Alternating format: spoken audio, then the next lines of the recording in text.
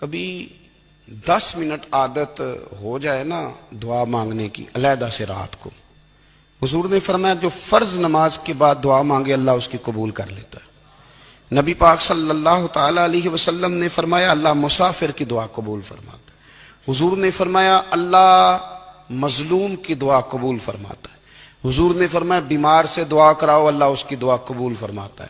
میرے نبی پاک نے فرمایا ماں باپ جب بھی اولاد کے لیے ہاتھ اٹھائیں، ویسے تے بلے شاہ تو آسمانی اڈ دیا ہی پھڑ دیں، جیڑا گھر بیٹھا انہوں بڑھیا ہی نہیں۔ حضور فرمانے لگے ماں باپ جب بھی اولاد کے لیے دعا فرمائیں اللہ ان کی دعا کو قبول کرتا ہے۔ آپ اپنا تعلق بنائیں، دعا کے ساتھ، عبادت کے ساتھ، مصلی کے ساتھ رشتہ بنائیں، استغفار پڑھیں۔ صلاح الدین ایوبی صلیبی جنگوں میں تھے، رات کو مسجد اقصی میں نماز پڑھی تو پریشان تھے۔ ایک بزرگ سے ملاقات ہوئی تو وہ کہنے لگے کہ آپ بڑے پریشان ہیں۔ کہنے لگے حضور پریشان اس لیے ہوں کہ پہلے ہی مسلمان کمزور ہے، اب میں نے سنا ہے دشمن کا ایک بحری بیڑا وہ جنگی سامان سے بھرا ہوا آ رہا ہے، تو اب ان کے پاس اور تلواریں اور نیزے آ جائیں گے، مسلمانوں کے پاس پہلے ہی وسائل کی کمی ہے، پریشان ہو کس طرح کر کے مقابلہ کریں گے۔ یہ بات کہتے ہی صلاح الدین ایوبی نے بزرگوں سے کہا حضور آپ بھی دعا کرنا، دعا کی بڑی طاقت ہے۔ میرے نبی پاک نے فرمایا دعا مومن کا ہتھیار ہے، دعا مومن کا حضور نے فرمایا تقدیر کو سوائے دعا کے کوئی چیز نہیں بدل سکتی۔ دعا مومن کا ہتھیار ہے، یہ کافر کے پاس کوئی نہیں، یہ ہتھیار ہے مومن کا۔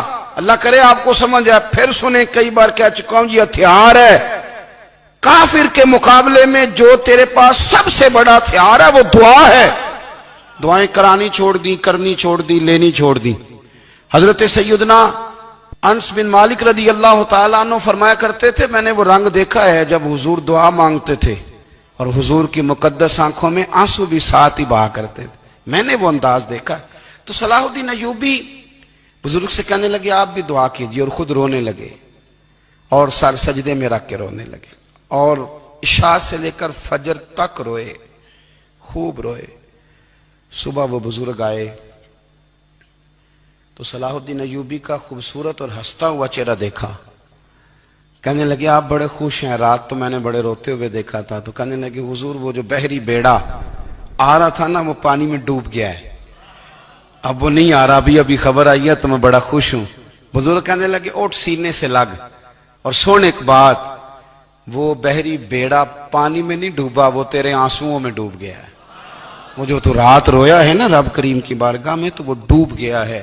بھائی اپنا مصلی کا، عبادت کا، وظائف کا، اللہ اللہ کا سلسلہ اس کو مضبوط کریں، اپنی دعاؤں کے تعلق کو مضبوط کریں۔ دعائیں بڑے انقلاب برپا کر دیتی ہیں۔ ہم تھوڑے تھوڑے نا جب سے خشک ہوئے ہیں نا، خشک، اور میری تو جماعت ہی صوفیاء کی جماعت تھی، ہم تو داتا علی اجمیری کی جماعت سے، ہم تو خواجہ اجمیری کی جماعت سے، ہم تو شیخ احمد فاروق سرہندی کی جماعت سے، ہم تو صوفیاء کی جماعت۔ ہماری جماعت نے بھی وہ تعلق جو ہمارے بزرگوں نے بنایا تھا۔ بزرگ اللہ کے قریب کیسے جاتا ہے؟ ہمارے یہاں نا بہت سارے لوگ کہتے ہیں جی نظر ہو گئی تو کام ہو گیا۔ بھائی جو بخاری مسلم میں طریقہ ہے نا اللہ کا قرب پانے کا وہ تو نفل ہے۔ نبی کریم علیہ السلام نے فرمایا بندہ نفلوں کے ذریعے رب کے قریب جاتا ہے، اور اتنا قریب جاتا ہے کہ پھر اللہ اس کی زبان بن جاتا ہے، اللہ اس کی آنکھیں بن جاتا ہے، کان بن جاتا ہے، ہاتھ اور پیر بن جاتا ہے۔ تو یہ تو عبادت ہے، یہ تو اللہ کی بارگاہ کی حاضری ہے جو آپ کو اللہ کے قریب کرے گی۔ تو نماز کو اہمیت دے کے ادا کریں، نمازیں موبائل بند کر کے ادا کریں۔ دیکھیں نا کچھ لوگ کہتے ہیں مجھے ٹائم نہیں ملتا نماز کا، تو میں کہتا ہوں یہ آپ نے بڑی جرت کی بات کی ہے۔ مجھے کو میرا پیر بھائی کہہ دینا میرے پاس ٹائم نہیں آپ کو ملنے کا، تو میں کہتا ہوں آج کے بعد آنا ہی نہ۔ تو کیا سمجھتا ہے تو بہت بڑا آدمی ہے، تیرے پاس ٹائم نہیں ہے اور ہمیں ملنے کا ٹائم، موج کر۔ تو آپ نے اللہ رسول کو ہی کہہ دیا ٹائم نہیں۔ اور عجیب فلسفہ ہے نا، کہا جائے نماز پڑھنے آؤ تو کہتے ہیں کپڑے ٹھیک نہیں، اگر کہا جائے کہ آؤ ذرا دعوت پہ چلیں تو کہتے ہیں 1 منٹ ٹھہر میں کپڑے بدل کے آیا۔ نماز کے لیے کہا تو کہتے ہیں ٹھیک نہیں، دعوت کے لیے کہا تو کہتے ہیں میں ذرا تیاری کر لوں، یوں جانا مناسب نہیں۔ یہ معاملہ ٹھیک نہیں۔ رب تو فرماتا ہے کہ جب تو مسجد میں آ تو زینت اختیار کر کے آ، خوب ذوق سے دعا مانگیں، خوب شوق سے نماز پڑھیں، خوب استغفار کا مزاج بنائیں۔ آپ لوگوں کے بیچ رہ کے سوکھ حاصل کرنا چاہتے ہیں، لیکن آپ کو پتہ ہے کئی مہینے غار حرا میں رہنا بھی مدینے والے محبوب کا طریقہ ہے۔ ہر سال اعتکاف بیٹھنا الگ سے، یہ بھی حضور کا طریقہ ہے۔ مسجد نبی کے اندر دروازہ کھلتا تھا نبی کریم کا، پر گھر کے اندر نفل پڑے نبی پاک نے، اور حضور فرماتے ہیں کچھ نفل نماز گھر میں بھی پڑھا کرو، گھر کو قبرستان نہ بناؤ، ہمارا گھر اللہ کے ذکر سے آباد ہوگا۔ نبی پاک صلی اللہ علیہ وسلم نے نا ہماری توجہ دلائی۔ حضور صلی اللہ علیہ وسلم نے فرمایا بے توجہی کے ساتھ ادھر ادھر خیالات کر کے رب سے نہ مانگا کرو، تردد کے ساتھ بے یقینی کے ساتھ نہ مانگا کرو، بلکہ رسول کریم صلی اللہ علیہ وسلم نے فرمایا، یہ حدیث پاک مسلم شریف میں موجود ہے، حضور فرمانے لگے جب رب سے مانگو نا تو اصرار کر کے مانگو، جب رب سے مانگو تو اصرار کر کے، بچہ ناز دکھا رہا ہے اصرار کر رہا، اللہ سے مانگو تو اصرار کر کے مانگو، اور فرمایا رغبت کے ساتھ مانگو۔ کیا خوبصورت لفظ ہے حدیث کے، حضور فرمانے لگے اصرار کر کے مانگو، رغبت کر کے مانگو۔ رب کے لیے کوئی چیز دینا مشکل تو نہیں ہے نا، اس کے لیے کوئی مشکل ہے تمہیں عطا کرنا، تو رغبت کر کے اللہ سے سوال کرو، اسے مناؤ۔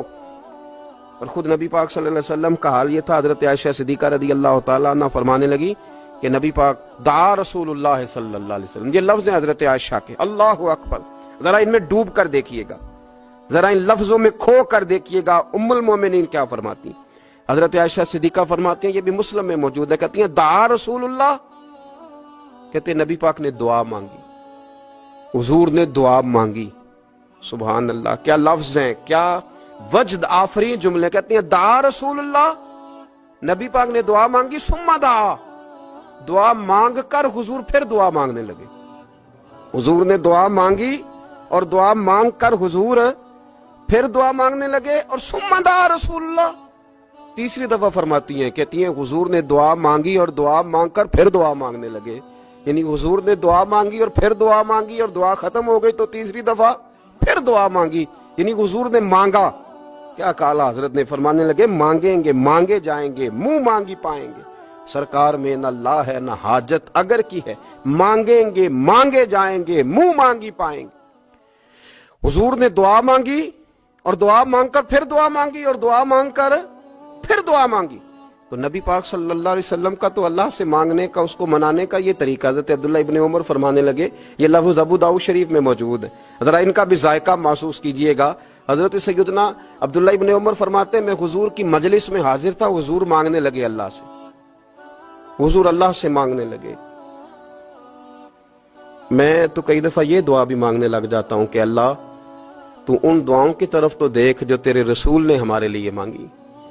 اللہ تو ہمیں تو نہیں نہ مانگنا آتا، نہیں طریقہ آتا، نہیں سلیقہ آتا، نہیں انداز آتا، ہم تو بے توجہ سے لوگ ہیں، بیٹھنے کا ڈھب نہیں آتا ہمیں تو ہاتھ اٹھانے کا سلیقہ نہیں آتا، ہم تو وضو کرنے کے اس طریقے سے آشنا نہیں، پر اللہ تیرے محبوب نے تو خوب مانگا ہے نا تجھ سے، تیرے پیارے حبیب علیہ السلام نے تو تجھے منایا ہے نا ہمارے حق میں، تو اللہ تو ان دعاؤں کی طرف تو دیکھ۔ حضرت عبداللہ ابن عمر رضی اللہ تعالیٰ عنہ فرماتے ہیں، میں حضور کی مجلس مبارکہ میں بیٹھا تھا، ابو داؤد شریف میں موجود ہے، کہتے ہیں حضور دعا مانگ رہے تھے۔ دعا کیا تھی؟ دعا حضور یہ مانگ رہے تھے، رب اغفر لی، یا اللہ ہمیں بخش دے، وتب علی، اللہ ہماری توبہ قبول فرما، انک انت التواب الرحیم، بے شک تو توبہ قبول کرنے والا اور رحم کرنے والا۔ حضور دعا مانگ رہے تھے، اے اللہ رب اغفر لی، یا اللہ ہمیں بخش دے، وتب علی، اور ہماری توبہ قبول فرما، انک انت التواب الرحیم، بے شک تو توبہ قبول کرنے والا اور رحم کرنے والا۔ حضرت عبداللہ ابن عمر فرماتے، اس ایک دعا کو ایک ہی مجلس میں ایک ہی جگہ بیٹھ کر میرے نبی پاک نے اپنی زبان اطہر سے 100 مرتبہ ادا فرمایا، 100 مرتبہ حضور نے یہ لفظ کہے، رب اغفر لی وتب علی، رب اغفر لی وتب علی، رب اغفر لی، اے اللہ بخش دے، رحم فرما، وتب علی، بس قبول کر لے نا اب ہماری توبہ، انک انت التواب الرحیم، بے شک تو توبہ قبول کر لیا کرتا ہے، تو رحم فرمایا کرتا ہے۔ ایک ہی مجلس میں 100 دفعہ حضور نے دعا مانگی، دعا مانگ کے پھر دعا مانگی، اور دعا مانگ کے پھر دعا مانگی، اللہ کو منایا میرے رسول پاک۔ حضور نے ہمیں بتلایا اسے مناؤ، اس کی بارگاہ عالی مرتبت میں جھکو، اور حضور نے خود بھی یہ طریقہ ہمارے سامنے بطور سنت کے چھوڑا، اور پھر نبی پاک صلی اللہ علیہ وسلم نے آگے بڑھ کے ہمیں کچھ اور باتیں بھی ارشاد فرمائی۔ حضور نے ہمیں بتلایا کہ پچھلے لوگ اپنے رب کو کیسے مناتے تھے، وہ کس طرح اس کے حضور ناز عرض کرتے تھے، منانے کے طریقے بھی بتلائے۔ فرمایا جب ماں باپ دعا مانگیں گے اولاد کے حق میں تو وہ مان جائے گا۔ حضور علیہ السلام نے فرمایا جب مسافر دعا مانگے گا تو اللہ مان جائے گا۔ فرمایا میرے رسول کریم نے کہ جب بیمار دعا مانگے گا تو اللہ مان جائے گا۔ اور سید عالم علیہ السلام فرمانے لگے جب تمہارے ضعیف، کمزور، مجبور لوگ دعا مانگیں گے تو اللہ مان جائے گا۔ اور حضور نے فرمایا جب تم فرض ادا کر کے دعا مانگو گے تو اللہ مان جائے گا۔ اور میرے محبوب نے فرمایا جب پچھلی رات اٹھ کے تم اس کے حضور عرض کرو گے تو وہ تمہاری دعاؤں کو قبول کر لے گا، وہ تم مان جائے گا۔ اور حضور نے ہمیں دن بتائے، فرمایا جمعے والے دن مانگنا مان جائے گا، شب قدر کو مانگ لینا مان جائے گا، شب برات میں دعائیں کرنا وہ مان جائے گا، رمضان کی راتوں میں مانگنا مان جائے گا، قرآن پاک کے ختم کے موقع پر دعا کرنا مان جائے گا۔ طریقے بتلائے۔ اب یہ ہے کہ ہم نے تو مانگنا تھا نا اس کی بارگاہ میں، ہم نے تو حاضر ہونا تھا، ہم نے تو جانا تھا، اب ہم نے آگے بڑھنا ہے، اس کے حضور عرض کرنا ہے۔ حضور نے ہمیں بتلایا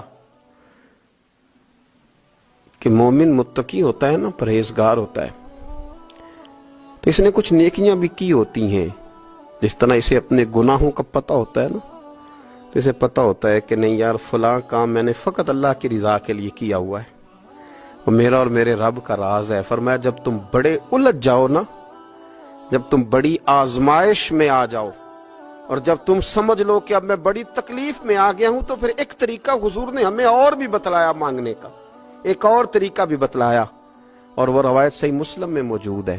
راوی حضرت عبداللہ ابن عمر رضی اللہ تعالیٰ عنہ، حضور فرماتے ہیں 3 لوگ سفر کر رہے تھے، یہ آپ اندازہ فرمائیے صحیح مسلم کی حدیث ہے، اور ذرا حضور کے سمجھانے کا ایک یہ رنگ بھی ہے اللہ کو منانے کا، ایک یہ انداز بھی ہے اس کی بارگاہ میں گزارشات پیش کرنے کا، یہ بھی ایک طریقہ حضور نے ہمیں بتلایا۔ اگرچہ اپنی نیکیوں کو چھپانا چاہیے، نیکیاں جو چھپی ہوئی ہوتی ہیں وہ قیمتی ہوتی ہیں، وہ قیمتی چیزیں ہوتی ہیں جو لوگوں نے چھپا کر کے رکھی ہوتی ہیں۔ حضرت عبداللہ ابن عمر فرمانے لگے کہ نبی پاک صلی اللہ علیہ وسلم فرماتے ہیں 3 لوگ سفر کر رہے تھے، رستے میں طوفان آ گیا، تیز بارش شروع ہو گئی، تو حضور فرماتے ہیں وہ تینوں بارش سے بچنے کے لیے ایک غار میں چھپ گئے۔ ان کو پتہ ہے پرانے زمانے کے اندر غاریں ہوتی تھیں، اور لوگ جب سفر کرتے تھے لمبے تو پتھروں اور پہاڑوں کے بیچ میں سے سفر کرتے تھے، وہ غار کے اندر چلے گئے۔ اب چونکہ طوفان بہت زیادہ تھا، جب وہ غار کے اندر چلے گئے تو اللہ کے پیارے حبیب صلی اللہ علیہ وسلم فرماتے ہیں پتھر اوپر سے لڑکتا ہوا آیا اور غار کے منہ کے آگے آ کے اس نے غار کو بند کر دیا۔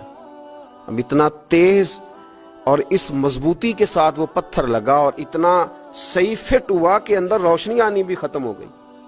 اب 3 لوگ ہیں، تھوڑی دیر تو وہ پریشان رہے کہ شاید اب کبھی بچ نہیں سکیں گے، شاید چاروں جانب اندھیرا ہی ہے اور اندھیرا ہی رہے گا، شاید یہاں سے نکلنے کے لیے اب ہمیں کوئی رستہ میسر نہیں آئے گا۔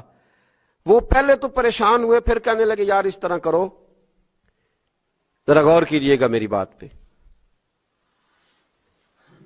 فرمایا اس طرح کرو، اگر کوئی زندگی میں نیکی کی ہے نا تو ذرا اس نیکی کو یاد تو کرو، اور یاد کر کے اس مالک کے حضور عرض تو کرو، وہ کریم ہے، کوئی آنکھو شاید من جاوے تے گل کم تتڑی دا بن جاوے، عرض تو کرو۔ تو ان میں سے یہ آپ اندازہ فرمائیے، یہ بات بیان کون کر رہا ہے؟ یہ مدینے والے رسول بیان کر رہے ہیں، یہ نبی پاک علیہ السلام نے بیان فرمایا، یہ وہ کہانی ہے جو ہمیں ہمارے نبی پاک نے سنائی، رسول کریم علیہ السلام نے ہمیں بتلائی، یہ داستان محبت۔